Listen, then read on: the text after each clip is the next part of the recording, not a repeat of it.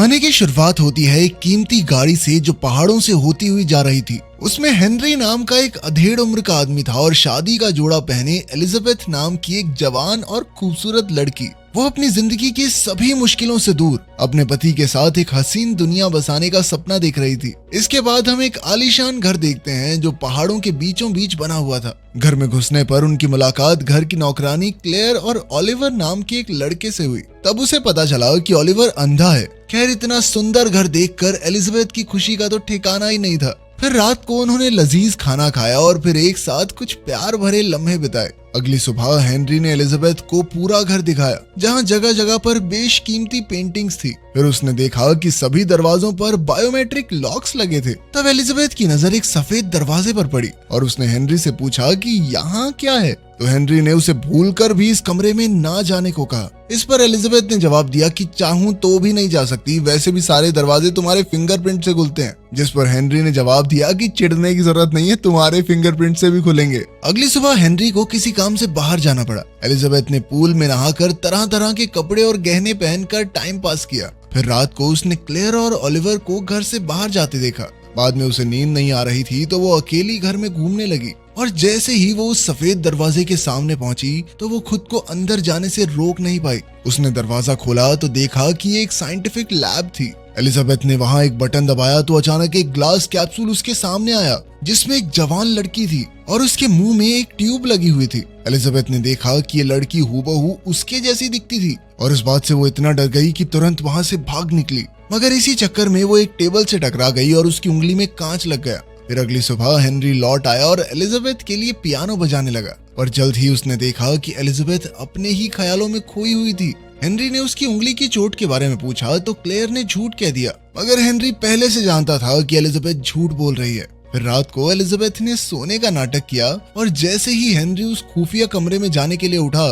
तो वो भी चुपचाप उसका पीछा करने लगी। पर अचानक हेनरी अंधेरे से बाहर निकला और एलिजाबेथ पर गुस्सा करने लगा। एलिजाबेथ ने अपनी सफाई में कहा कि उसने कुछ भी गलत नहीं देखा, मगर हेनरी ने उसकी एक न सुनी। वो एलिजाबेथ को मारने दौड़ा तो एलिजाबेथ ने भागने की कोशिश की, मगर सभी दरवाजे लॉक हो चुके थे। तभी अचानक हेनरी ने उसका पैर खींचकर चाकू से उसका काम तमाम कर दिया। इसके बाद हम देखते हैं कि हेनरी, क्लेयर और ओलिवर ने मिलकर लॉन में एक गड्ढा खोदा और एलिजाबेथ की लाश दफना दी। इसके ठीक 6 हफ्ते बाद हेनरी एलिजाबेथ की एक नई क्लोन से शादी करके उसे घर ले आया। एक बार फिर से वही बातें हुई और हेनरी ने उसे खुफिया कमरे में जाने से मना किया। एलिजाबेथ मान गई और दोनों एक साथ खुशी खुशी रहने लगे। वहीं क्लेयर अंधेरे में छुप कर उन्हें देख रही थी। खैर, बाद में एलिजाबेथ को नींद नहीं आ रही थी, इसीलिए वो बाहर आ गई और उसे किचन में क्लेयर दिखी। दोनों में बातचीत शुरू हुई और एलिजाबेथ उससे अलग अलग सवाल पूछने लगी। तब शायद क्लेयर ने एलिजाबेथ को हेनरी से सावधान करने की कोशिश की, मगर तभी हेनरी वहां आ गया और उसे वापस बेडरूम में ले गया।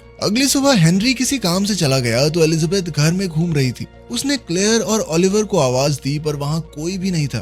तब उसने फिर से पहले की तरह अलग अलग कपड़े और गहने पहने, लेकिन फिर वो दोबारा से खुद को रोक नहीं पाई और खुफिया कमरे में चली गई। कुछ समय बाद वो भी चिल्लाती हुई भागती हुई बाहर आई। अगली सुबह हेनरी वापस लौटा तो उसने देखा कि एलिजाबेथ काफी घबराई हुई थी। वो समझ गया कि एलिजाबेथ ने उसकी बात दोबारा से नहीं मानी। अचानक उसने एलिजाबेथ पर हमला करके उसका गला दबाने की कोशिश की, पर एलिजाबेथ उसे धक्का देकर भाग निकली। उसने किचन से चाकू उठा लिया और इधर हेनरी क्लोरोफॉर्म वाला कपड़ा लेकर वहां आया। फिर वो एलिजाबेथ का ध्यान भटकाने के लिए पियानो बजाने लगा। अब वो धीरे धीरे उसकी ओर बढ़ा और अचानक उसके चेहरे पर क्लोरोफॉर्म वाला कपड़ा रख दिया। तब एलिजाबेथ ने बेहोश होने का नाटक किया और अचानक हेनरी के पेट में चाकू घोंप दिया। हेनरी चोट की वजह से वहीं गिर गया और जल्द ही एलिजाबेथ भी बेहोश हो गई। बाद में जब उसकी आंख खुली तो वो खून से सनी हुई थी और हेनरी मर चुका था। अब एलिजाबेथ ने तुरंत जमीन से खून साफ किया और किचन साफ की। फिर उसने हेनरी की लाश कपड़े में बांधकर लिफ्ट में छुपा दी और अपने खूनी कपड़े जला डाले। इसके बाद उसने इमरजेंसी को फोन किया, मगर उसे ये नहीं मालूम था कि वो है कहाँ।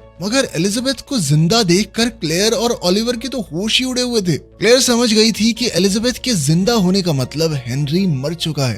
तभी अचानक उसे किचन में हार्ट अटैक आ गया। उसने तुरंत एम्बुलेंस को फोन किया और एम्बुलेंस उसे हॉस्पिटल ले गई। अब एलिजाबेथ भी घर से भागने की फिराक में थी, मगर ओलिवर ने उसे रोककर कहा कि वो जानता है हेनरी मर चुका है। एलिजाबेथ ने घबराते हुए कहा कि ये मैंने जानबूझकर नहीं किया, सिर्फ अपनी जान बचाने के लिए मारना पड़ा मुझे। जिस पर ओलिवर ने कहा कि वो भी हेनरी को पसंद नहीं करता था, इसीलिए वो लाश ठिकाने लगाने में उसकी मदद करेगा। फिर एलिजाबेथ ने उससे पूछा कि मैं कौन हूँ। तब ओलिवर ने बताया कि हेनरी ने अपनी पत्नी एलिजाबेथ के 6 क्लोन्स बनाए थे और वो एलिजाबेथ नंबर 5 है। ये सुनकर एलिजाबेथ के होश उड़ गए और उसे कुछ भी समझ नहीं आ रहा था। ओलिवर ने उसे सारे पैसे लेकर यहाँ से दूर भाग जाने को कहा। फिर एलिजाबेथ अपने कमरे में सामान बांध रही थी तो ओलिवर क्लेयर की डायरी लेकर वहाँ आया। उसने एलिजाबेथ से डायरी पढ़ने को कहा और फिर बातों बातों में बाहर का दरवाजा बंद करके चला गया। एलिजाबेथ को कुछ समझ नहीं आ रहा था और वो बार बार दरवाजा खोलने को कहने लगी, पर ओलिवर ने उसकी एक ना सुनी। तब एलिजाबेथ उदास होकर क्लेयर की डायरी पढ़ने लगी।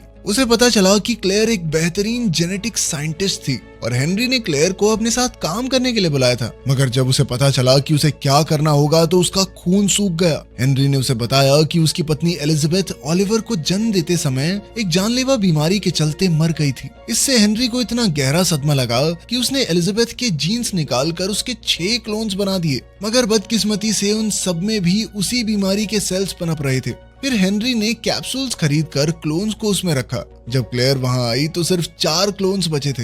अब क्लेयर ने काफी लंबे समय तक उन जीन्स पर रिसर्च की। इधर हेनरी ने संगीत और बाकी यादें इन क्लोन्स के अंदर भरने की कोशिश की ताकि उनकी याददाश्त बनाई जा सके। वहीं क्लेयर ने जीन्स मॉडिफाई करके बीमारी के जीन्स को खत्म कर दिया था। फिर हेनरी ने पहली क्लोन को बाहर निकाला, लेकिन उसे असल जिंदगी का कोई अनुभव नहीं था और इसी वजह से उसके दिमाग में बड़ी अजीबोगरीब चीजें चलती रहती थी। फिर एक दिन इस सबसे परेशान होकर वो घर से भाग निकली, मगर रास्ते में पुलिस ने उसे देख लिया और पुलिस उसे वापस घर ले आई। तब हेनरी ने पुलिस से कहा कि एलिजाबेथ की दिमागी हालत ठीक नहीं है और पुलिस उसे वहां छोड़कर चली गई। वर्तमान समय में 5वीं एलिजाबेथ डायरी में ये सब पढ़ रही थी कि तभी अचानक ओलिवर खाना लेकर आया। उसे देखते ही एलिजाबेथ उस पर कूद पड़ी और दरवाजा खोलने का कोड मांगा। ओलिवर ने उसे कोड दिया तो वो बाहर चली गई और ओलिवर लैब में पहुंचा। थोड़ी देर बाद जब एलिजाबेथ लैब में पहुंची तो उसने देखा कि ओलिवर छठी एलिजाबेथ पर काम कर रहा था। उसने 5वीं एलिजाबेथ को छठी एलिजाबेथ का सर पकड़ने को कहा। जब एलिजाबेथ ने ऐसा किया तो अचानक ओलिवर ने उसे इंजेक्शन देकर बेहोश कर दिया। तब एलिजाबेथ ने बेहोशी की हालत में सपना देखा जहां उसे अपनी सभी क्लोन्स की जिंदगी दिखाई दी।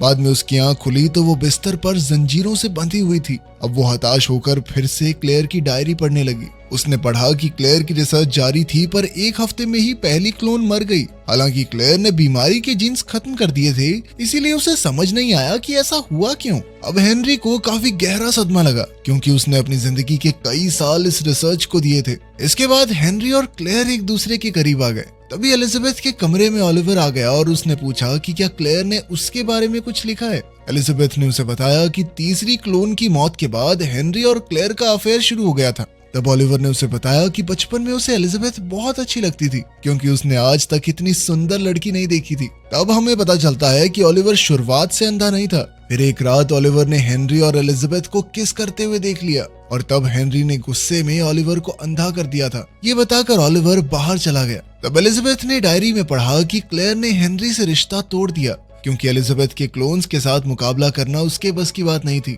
बाद में क्लेयर ने रिकॉर्ड्स की जांच की तो उसे पता चला कि असली एलिजाबेथ ने किसी बच्चे को जन्म दिया ही नहीं था। तब ये खुलासा होता है कि ओलिवर हेनरी का बेटा नहीं था, बल्कि वो तो हेनरी का ही जवानी वाला क्लोन था। फिर अगली सुबह असलियत में 5वीं एलिजाबेथ की आंख खुली तो ओलिवर ने उसकी गर्दन पर कैंची रखकर पूछा कि क्लेयर ने डायरी में उसके बारे में क्या लिखा। एलिजाबेथ ने कहा कि क्लेयर के मुताबिक तुम हेनरी के क्लोन हो, मगर ये सच नहीं था क्योंकि हेनरी ने क्लेयर को बर्थ सर्टिफिकेट दिखाया था। इसका मतलब ये हुआ कि ओलिवर हेनरी का क्लोन नहीं है, वो उसका क्लोन है, वो उसका क्लोन नहीं है। ये क्या चल रहा है इस मूवी में। खैर फिर एलिजाबेथ ने ओलिवर से पूछा कि क्या वो उससे प्यार करता है। फिर उसने ओलिवर को रिझाते हुए अपने करीब बुलाया। ओलिवर भी खुद को रोक न सका और एलिजाबेथ के करीब आ गया, मगर तभी एलिजाबेथ ने उसे जमीन पर गिराकर उसकी गर्दन पर कैंची रख दी। उसने ओलिवर से जंजीर की चाबी और दरवाजे का कोड पूछा, मगर तभी अचानक छठी एलिजाबेथ हाथ में बंदूक लिए वहां पहुंची। ओलिवर ने नई एलिजाबेथ से कहा कि 5वीं एलिजाबेथ नकली है और हमें इसे खत्म करना होगा, लेकिन 5वीं एलिजाबेथ ने कहा कि ये सच नहीं है। उन दोनों को यहाँ पर जबरदस्ती कैद करके रखा गया है, लेकिन छठी एलिजाबेथ गोली चलाने को तैयार थी। 5वीं एलिजाबेथ ने तुरंत ओलिवर को अपने सामने खड़ा कर दिया और जैसे ही छठी एलिजाबेथ ने गोली चलाई तो वो सीधा ओलिवर को जा लगी, जिससे उसकी मौके पर ही मौत हो गई। लेकिन इससे 5वीं एलिजाबेथ भी जख्मी हो गई थी। फिर वो तो मौका देखकर भाग गई और छठी एलिजाबेथ ओलिवर के लिए रोने लगी। उधर नंबर 5 के दिमाग में सारी पुरानी एलिजाबेथ की जिंदगी की याददाश्त घूमने लगी। तभी अचानक गोली की आवाज सुनाई दी और हम देखते हैं कि छठी एलिजाबेथ ने 5वीं एलिजाबेथ को गोली मार दी थी।